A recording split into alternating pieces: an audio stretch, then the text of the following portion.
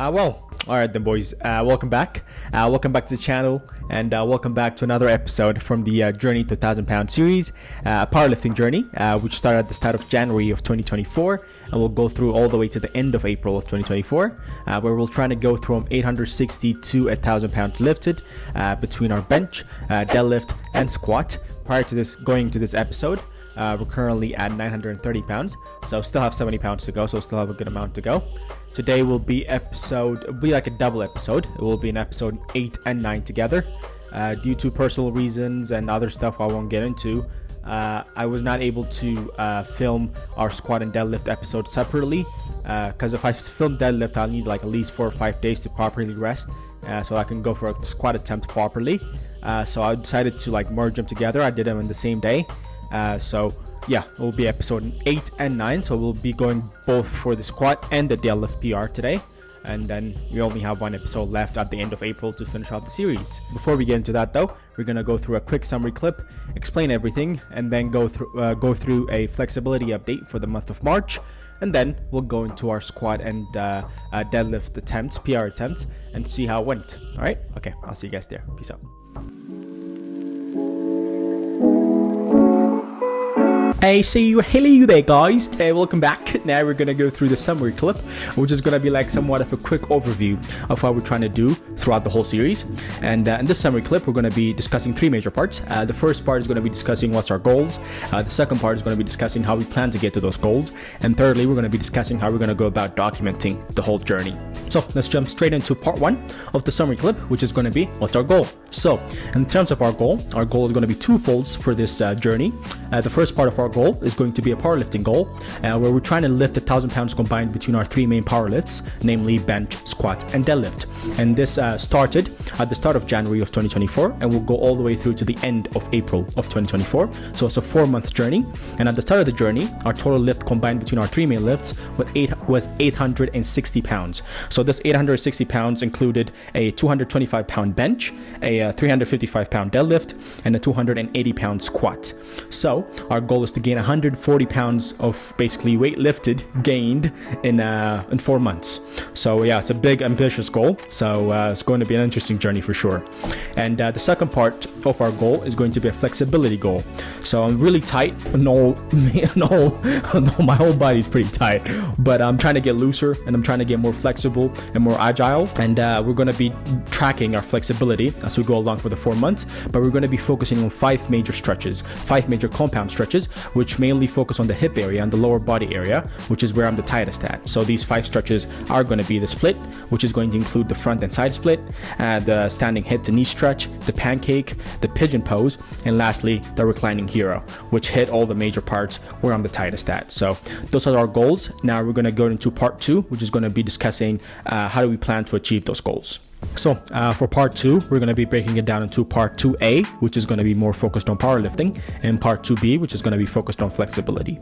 So for part 2A, we'll be discussing how we plan to achieve our powerlifting goals. And for powerlifting, just like any other physical endeavor, is going to be focused on 2 major aspects, which is going to be training and diet. So starting with the diet, it's just pretty straightforward for my diet. I'm just trying to do like a bunch of task list bullet points. The first one is going to be trying to consume a caloric surplus every day of 300 calories. And second thing is going to be consuming a gram of protein per pound of body weight. And third part is going to be consuming 5 to 10 grams of creatine every single day. And lastly, we'll make sure to sleep at least 8 hours every night to induce muscle growth basically. And yeah, this is being done completely natural with just creatine and protein supplements being taken. So with the diet out of the way, now let's move on to the training. So in terms of training, in order to improve our powerlifting numbers, we're going to be focusing on 3 main aspects. The first part is going to be technique, the second part is going to be hypertrophy, and the third part is going to be neural adaptation. So let's briefly go through all 3 and see how we can use them to improve our powerlifting numbers. So then let's start off with technique. So technique is like an easy way of improving your powerlifting numbers without actually having to build more muscle or having to recruit more muscle.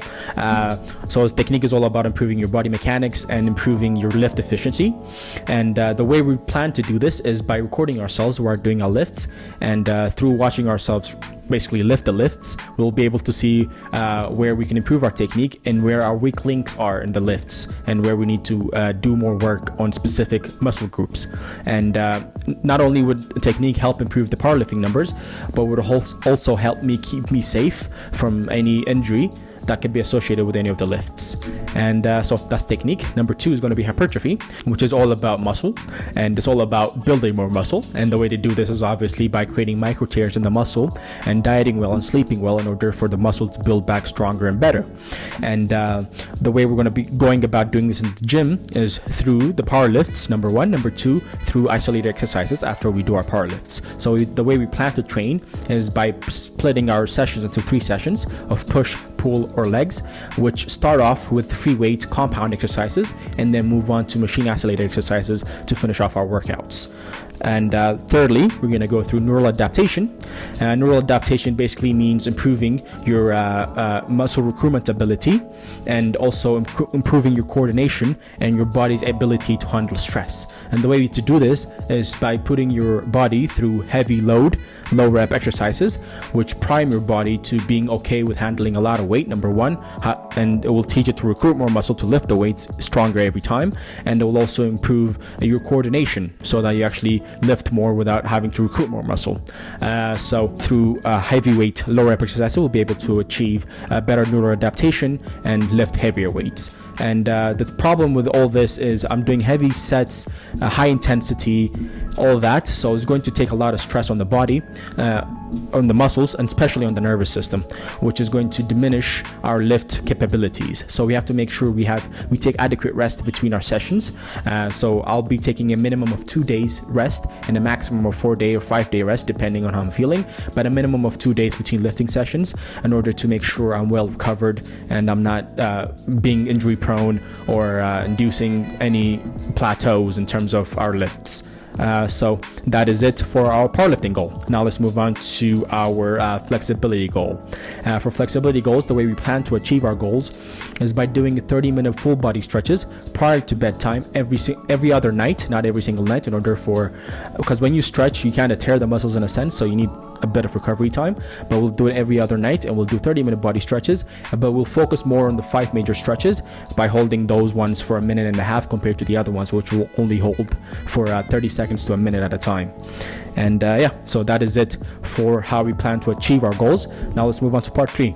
Well then, boys, welcome to the last part of the summary clip, which is going to be where we'll be discussing how we're going to go about documenting our journey.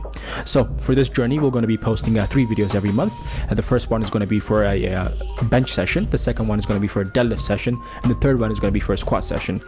And the last video of every month will also contain a flexibility update to show our progress for the month in terms of our flexibility, and mainly in terms of our 5 major stretches. And the last month in April, instead of doing 3 videos, we'll only do 1 video, which will act like a finale to our series, where we'll do all our 3 main lifts in the same day and in the same video, as well as do 1 final flexibility update to finish off the series.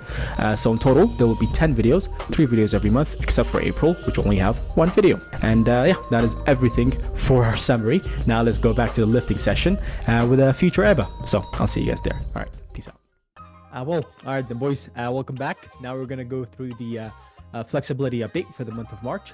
So let's get right into it.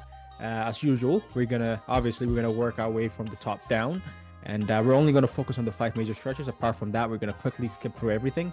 As you guys are seeing over here, it's I think it's 8 times speed, so we're gonna quickly go through everything. And overall, for the month of March, I think I've probably been about 60 to 70% consistent in terms of my daily stretching routine. So I've made some okay progress, I guess, but definitely need to up it up for the last month of the series to really drive in our flexibility goals and hopefully unlock complete flexibility on almost all our stretches. That's our goal anyways. And here we are, just doing like upper body exercise, just finishing her off before we move on to lower body. In terms of upper body, I think I'm pretty okay in terms of flexibility, except my back. My back is pretty tight, and that's one place I definitely need to work on. But with that being said, here is our first major stretch of the day, which is going to be the reclining hero. Now, this stretch, as you guys can see, I've made some massive improvement over here. I can finally lay down flat on the bed without having to use my hand as a support, and I can just have my hands resting with it as well. And this stretch is fantastic, especially for your ligaments and tendons in your knees over here, and for your quad muscles. It really gives them a deep stretch. All the 4 quad muscles over here gives them a deep stretch. And it's also like a great stretch for your spine over here. You really get to arc your spine, and it puts it under a lot of pressure. Yeah, really gets it going through full range of motion and really stretches it to its deepest position. And apart from that, also stretches, I feel it a bit over here as well in terms of the hip flexor muscles, the psoas muscles, which connect the femur bone to the base of your spinal cord. And overall, I think this stretch is fantastic. If you ever tried it, or if you've never tried it, you should try it for sure. It's just a great stretch overall. And we're not that far away from unlocking complete flexibility in this. We just need to bring our torso down a bit. It's too much of an arc going on in there. But apart from that, I think it's a great stretch. And also, as well as, your ankles as well. This is a great stretch for your ankles because your ankles are under your leg and just laying almost in the most stretchiest position you can put it under. So overall, I think it's a fantastic stretch, and we've made some good improvement. I think we should be able to unlock complete flexibility on this by the end of April. And then, yeah, we're just going to move on with some extra lower body stretches, which are just going to get us primed for the major stretches, because I always want to leave the major stretches as late in the stretching routine as possible, so that the rest of the muscles are warmed up and stretchy and flexible and ready to go. And by the time I get into the major stretches, I can go into a deeper and deeper position. So yeah, with that being said, here we are just getting our quads, our thighs, our groin, glute muscles, our hamstrings, everything stretched out a bit. And yeah, moving on now with the second major stretch, which is going to be the pancake pose.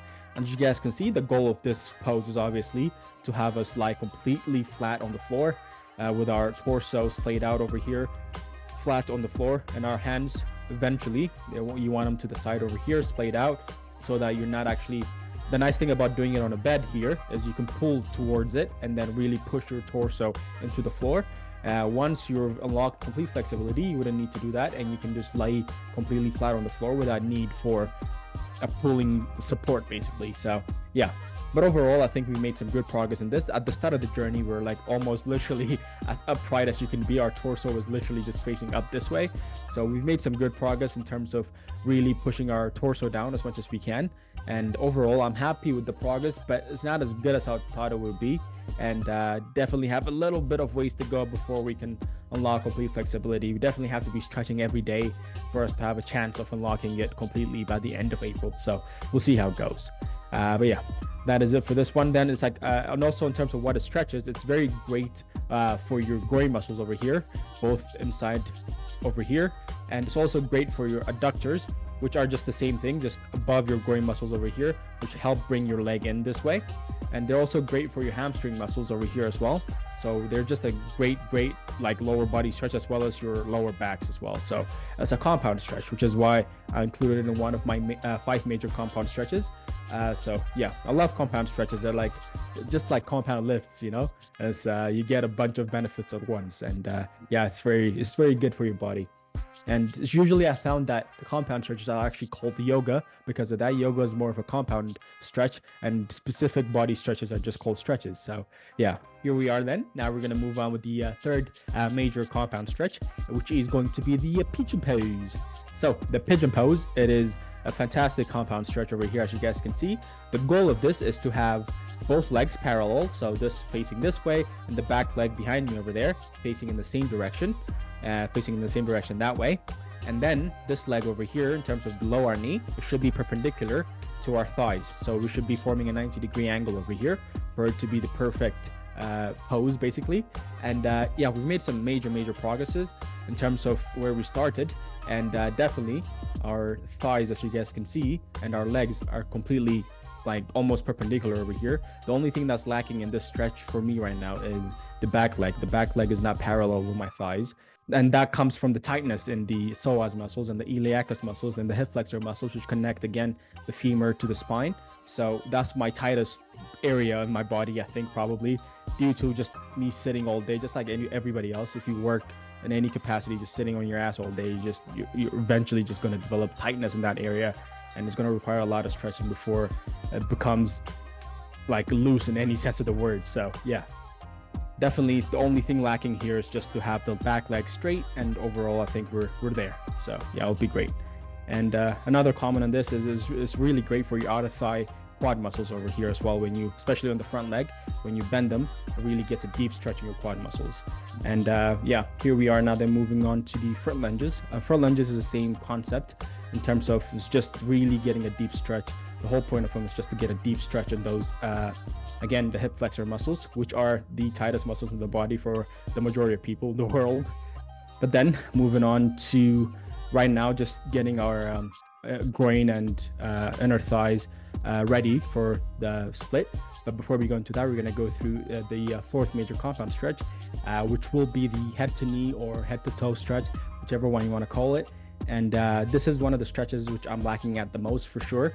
And the one reason is definitely, you would imagine it's because of the hamstrings, but I don't really feel the hamstrings as much as I do the tendons and ligaments behind the knees over here, especially the tendons. I really feel it. I don't know what it is. I read somewhere that it might be just the nervous system trying to overprotect you from hyperextension, and it's just getting over that mental blockade. It's not actually like a limit of stretch per se. It's more of like a limit of the nervous system trying to protect you. So, and the way to get over that, they said, is just to keep stretching more and more, and not just hold it in one static position, but just get it loose, stretch, get it loose, stretch. That way it's just learned to just let it go. And hopefully I'll try to do that for the next month and get some decent progress, because like I made some okay progress, but it's nowhere near enough to where I can hopefully unlock complete flexibility. So still have long ways to go. And yeah, that is it then for the standing head to knee stretch. I think if you double speed it now, we should be able to get to our last and major stretch, which will be the full side split. And this is the major stretch of the 5 major stretches, where I want to definitely finish my split like completely flat by the end of April. That's a must for me. And so you guys can see, we made some good progress actually overall. I'm happy with it, especially now. But the problem is the last leg of the stretch is always the hardest. But overall, I think we made some great progress. We're like almost there. Probably have like what, 10 centimeters to go. So yeah. And this is just all about just stretching every day. It's like if I was 100% consistent for the month of March, I could have even got it. So like that gives me a lot of hope for the month of April. And yeah, if you keep going at it, I'm pretty sure we can definitely get this one. It's just one of those stretches, which is, I think this is probably the worst stretch. This is like the squat of stretches, where you feel like your whole body is just tearing in half, and it's very excruciating pain, as you guys can see on my face. And yeah, it takes a lot out of you every time. So that is it then for the stretching session. We'll see you guys in the deadlift and squat session. All right, okay, bye. Then, all right, boys and girls, welcome back. Now we're gonna go through the squat and deadlift session, both together. So 2 for the price of 1 today. And yeah, as I said in the intro clip, we did them both on the same day. So first we're going to go through the deadlift session, which is the first one we did, and then we'll go through the squat session. So without further ado, let's get into the deadlift session. So with the deadlift session, as usual, just like any other session, we're going to do some warm-up sets on our way to a PR attempt. And throughout the whole warm-up set and prior to recording as well, like on the deadlift sessions I don't record, I've been making a mental note in order to have to engage my glutes and my hips, because that's the one thing I've been lacking with throughout the whole series, is not having to engage the glutes and the hip area, all the muscles around the hip, and only lifting mostly with my back. Especially the heavier the weight gets, the worse my form gets.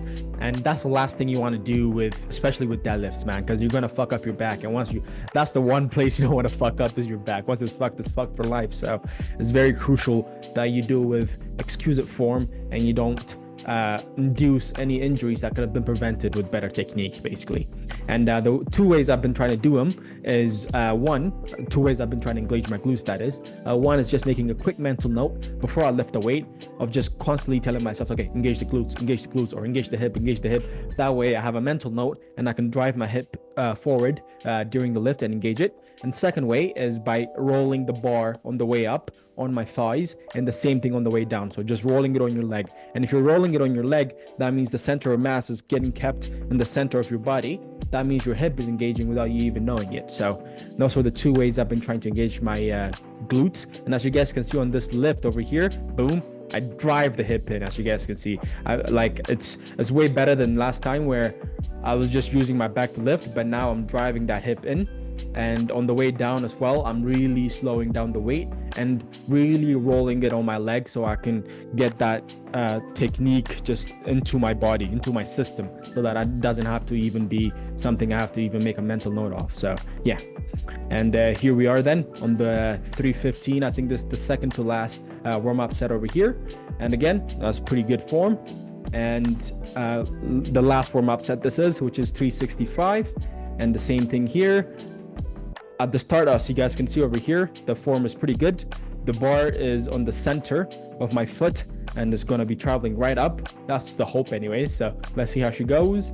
And boom, I think that's pretty good. Engage the hips at the end, really brought her in. So yeah, just making that mental note of, okay, drive the hips forward the whole time always helps with that. So with that being said, then here we are.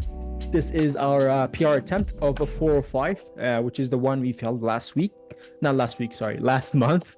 And yeah, we're gonna go up for her again and see if we can get it this month. And our buddy lent us the headphone there, and we'll see if we can get it up. Come on, push, push, push, push, boom, boom. Fuck, man. Like, that was so frustrating because the strength was there.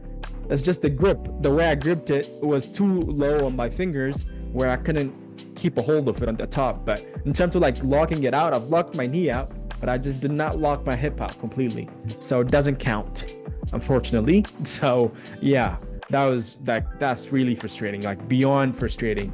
Because like you see just me losing the grip on my fingers over here.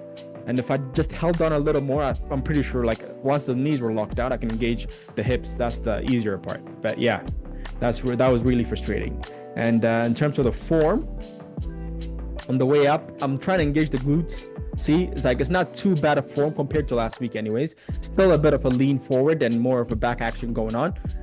But I'm engaging the glutes more and more throughout my form. So I'm really happy with that. And then I went for a second attempt. I was like, maybe I can hit it again. If I go again and boom, drive it forward, back, take the slack out, and boom, boom.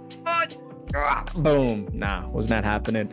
The first one took all the energy out of me, and I was done. So that was it. And yeah, that was really frustrating for sure. Yeah, hopefully then for the month of April we should be able to hit it, and that's all we can do. Just keep training and see where we get to. Well then, with that being said, now let's move on with the squat session and see what we did. And as usual, again, just like the deadlift session, we're gonna warm our way up to a possible PR attempt. And yeah, I did it right after the deadlift session, so I was somewhat pretty exhausted by the time I got to the squat. So it was not the best outing for sure. So, but anyways, just put back the 185s. We're gonna move on now. Put 2 plates on there, go up to 225, and see what we can get done.